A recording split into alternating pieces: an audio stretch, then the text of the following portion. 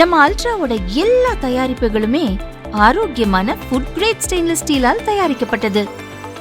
Ultra என்றால் ஆரோக்கியம்.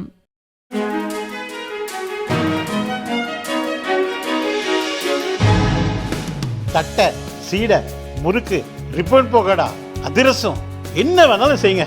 ஒரே ஒரு 5 லிட்டர் இதய மந்த்ரா கடல் எண்ணெய் பேக் ஒரு மாசம் முழுசுக்கும் அத்தனை சமையல முடிச்சு விடலாம். இதய மந்த்ரா.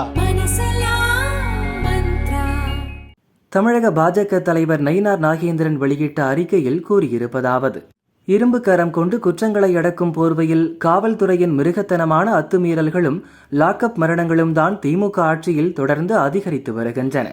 2024 ஜனவரி முதல் அக்டோபர் வரை சென்னை புழல் சிறையில் 304 கைதிகளுக்கு எலும்பு காயங்கள் ஏற்பட்டதற்கு வழுக்கும் கழிப்பறைகளே காரணம் என திமுக அரசால் சாக்கு சொல்லப்பட்டது.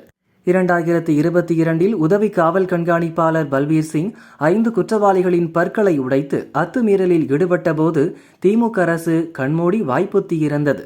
திமுக ஆட்சிக்கு வந்த முதல் ஆண்டிலேயே 109 லாக்அப் மரண வழக்குகள் பதிவு செய்யப்பட்டுள்ளன.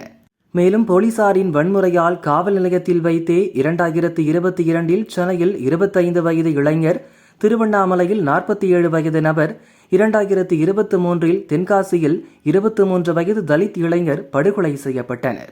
இவ்வாறு காவல்துறையின் அத்துமீறல் பட்டியல் நீண்டு கொண்டே போகிறது. மறுபுறம் போதைப்பொருள் துஷ்பிரயோகம், பாலியல் வன்கொடுமை, கொலை மற்றும் ஜாதிய வன்முறை என குற்றங்களும் தொடர்ந்து அதிகரித்து வருகின்றன. இப்படியெல்லாம் சட்டம் ஒழுங்கு தமிழகத்தில் சந்தி சிரிக்க காரணம் காவல்துறையை திமுக தன் சொந்த ஏவல் வேலைகளுக்கு பயன்படுத்துவதுதான் என்பது அனைவரும் அறிந்த உண்மை.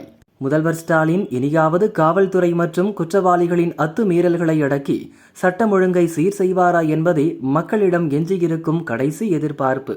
எனவே மேடைதோறும் அமைதி பூங்கா தமிழகம் என முழங்குவதில் மட்டும் ஆர்வம் காட்டும் திமுக அரசு முதலில் தமிழக மக்களுக்கு பாதுகாப்பான சூழலை உருவாக்க முனைய வேண்டும் என அவர் கூறியுள்ளார்.